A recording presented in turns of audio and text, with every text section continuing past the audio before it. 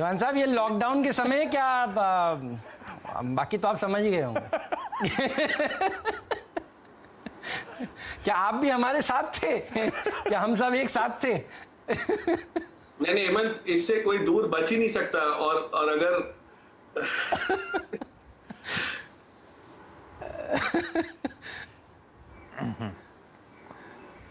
नहीं, ठीक बात है। फ्लोर की आप बिल्कुल सही कह रहे हैं। तो ये थोड़ा दूर हम लोग अगर स्टूडियो में होते तो ये आपको ये इशू जो अभी अभी आपने फेस किया ये नहीं आता। तो जल्दी से लॉकडाउन खत्म होगा तो वापस से दीवान साहब आपको यहाँ पर स्टूडियो में नजर आएंगे। लेकिन नतीजों की बात हो रही है तो दीवान साहब आपकी एक राय लेना चाहता हूँ मैं भारत फोर्ज पर। लेकिन उससे पहले फिर से एक बार दिखाइएगा HDFC बैंक। और ये हैवी वेट है, देखिए ये सही कॉल की वजह से ही बढ़ रहा है। आप देखिए 1060 पर बताया, इस समय 1075 का भाव है। तो मेरी दरख्वास्त होगी राहुल जी से, राहुल जी कैलकुलेट करके बताइएगा कि एक लॉट लिया तो कितना फायदा हुआ। आता हूं मैं थोड़ी देर में आपके पास। लेकिन भारत फोर्ज ने जिस तरह से नतीजों ने निराश किया है, ये नंबर्स जो आशीष ने बताए ये तो आप लोगों ने देख लिए आज, और आशीष आपको सुबह फिर से बताएंगे गुड बैड अगली। तो सुबह जरूर 8 बजे हमारे साथ जुड़िएगा। लेकिन जो आज नंबर्स आए हैं दिन के दौरान, जहां पर सबसे ज्यादा डिसअपॉइंटमेंट देखने को मिल रहा है, उस आंकड़े की भी बात कर लेते हैं। भारत फोर्ज दिखाइए डायरेक्टर साहब प्लीज एक बार। चार्ट्स पर गिरता ही जा रहा है, घटता ही जा रहा है। और इसमें जो दिक्कत है वो इम्पेयरमेंट जो वन टाइम इन्होंने किया है वो भी दिक्कत है। कैसे लगे आपको नंबर्स, क्या करना चाहिए दीवान साहब? उसके बाद एक टेक्निकल राय भी लेते हैं। ये देखिए ये सेकंड हाफ में दरअसल नतीजों के बाद, कमेंट्री के बाद और कमजोर होता हुआ।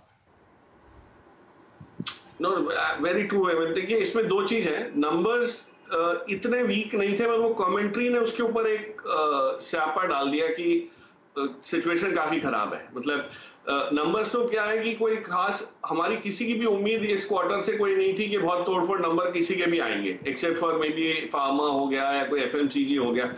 इस कंपनी का चक्कर ये हो रहा है कि इन्होंने बहुत समय से एक चीज के हमको वो एक उम्मीद जगाई थी कि हम US के मार्केट को और जो ग्लोबल हमारी सप्लाईज हैं ऑटो इसमें फॉर्जिंग में, उसको डी रिस्क करने के लिए हम लोग दो नए क्षेत्र पकड़ के रखेंगे। एक था डिफेंस और दूसरा था रेलवेज।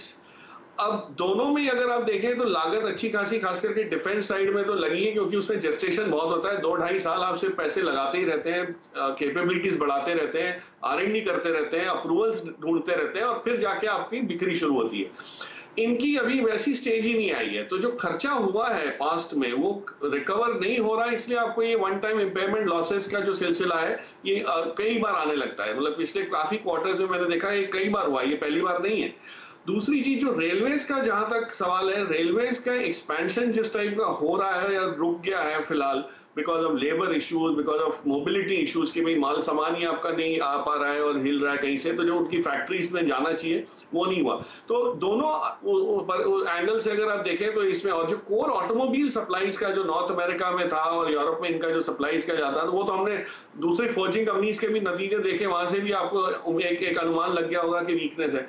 करना क्या चाहिए स्टॉक में? इंपॉर्टेंटली ये स्टॉक में मुझे लगता है एक बॉटमिंग आउट का अंदेशा मिल रहा है। थोड़ा सा अभी और गिर सकता है, नीचे की साइड कंसोलिडेट हो सकता है, लेकिन जैसे डिफेंस स्पेंडिंग में कोई एक एक्सेलरेशन आता है, जो हम पहले भी बात कर रहे थे, तो इनके भी जो अप्रूवल्स हैं प्रोडक्ट्स के जो पेंडिंग है, वहां पे आपको थोड़ा सा एक तरावट आते हुए दिख सकती है, थोड़ा एक मोमेंटम आते हुए दिख सकता है। और जैसे ही रेलवे का कारोबार नॉर्मलाइज होगा तो होगा। तो ये दो चीज का इंडिकेशन आपको जैसे ही मिले, ये स्टॉक में आपका रिस्क रिवॉर्ड फेवरेबल हो जाएगा। सो यस, नतीजे खराब है, मायूसी है फ्रॉम द कमेंट्री, लेकिन बॉटमिंग आउट वाला जो कार्यक्रम है वो भी शुरू हो चुका है।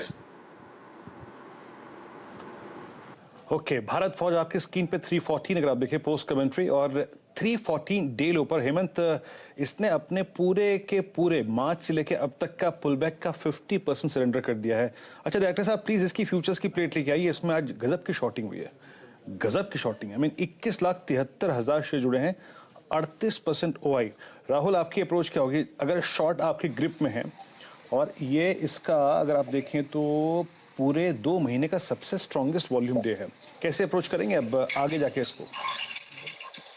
जी हाँ बिल्कुल। देखिए जो टाइड है वो फिलहाल बेयर्स के फेवर में है भारत फोर्ज में। इसका जो बड़ा सपोर्ट है 300 के आसपास है, तो आई थिंक ये मूव में 300 का लेवल लगाने की कोशिश जरूर करेगा। 300 पे शॉर्ट कवरिंग आती है कि नहीं आती है या सपोर्ट लेता है, वो थोड़ा सा देखने लायक होगा। बट ओवरऑल जो ओपन इंटरेस्ट का डेटा है, वॉल्यूम्स का जो डेटा है, वो यही दर्शा रहा है कि एक बार के लिए स्टॉक की जो ट्रेंड है वो नीचे की तरफ है। अगर 300 टूटता है तो और भी वीकनेस आने की संभावना है। रखिएगा, इसका जिक्र मैंने इसलिए भी किया है क्योंकि कल सुबह सुबह हम आपको मैनेजमेंट की कमेंट्री और इन नतीजों के बाद बता रहे होंगे कि ब्रोकरेजेस की क्या रिपोर्ट्स निकल कर आई हैं। तो ध्यान रखिएगा, भारत फोर्ज नतीजे ढीले हैं और यहाँ पर शॉर्ट पोजीशंस बनती ही जा रही हैं और ये स्टॉक जो है वो घटता ही जा रहा है। एक और स्टॉक जो बहुत जोर से आज घटा है वो है अशोक लेलैंड, और इसके ऊपर भी रखिएगा नजर। अशोक लेलैंड के खराब नतीजे तो पहले आए थे पिछले हफ्ते, ये आज इतना नर्वस क्यों हो गया है साहब? वो आपने जो अगली वाला जो सेगमेंट किया ना उसमें मिस हो गया। वो अगर आपने पहले शुरू किया होता तो डेफिनेटली ये सितारा इसको मिलता अगली के कैटेगरी में।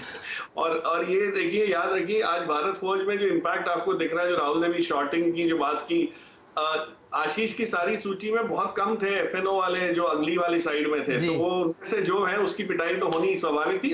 अशोक लेलैंड में ऑफकोर्स कॉम्प्लिकेशन और भी हैं। सेक्टर हमेशा लास्ट में चलना शुरू होगा जब भी इंप्रूवमेंट आएगा, और जो सारे समूह में को लेके चिंताएं जो हो रही हैं, जो चार भाइयों के बीच में मतभेद हो रहे हैं, उससे क्या इम्पैक्ट होता है। और कंपनी में दसारी साहब जब से गए हैं, आप देखिए कोई ग्रोथ का कोई इंडिकेशन मिला नहीं है, तो वो वीकनेस जो है वो हमेशा बनी रही है और वो अब थोड़ी सी और शार्प होती हुई दिख रही है। नागराज जी से इस पर भी एक राय ले लेते हैं, क्योंकि ये स्टॉक का स्टेबल था, लेकिन जो बातों बातों में देखिए जो दीवान साहब की कमेंट्री होती है ना कि जो बंधुओं में मतभेद वाली बात है, देखिए यही दरअसल इस शेयर को नीचे भी खींच रही है एज ऑफ नाउ। तो 8% नीचे है ये शेयर।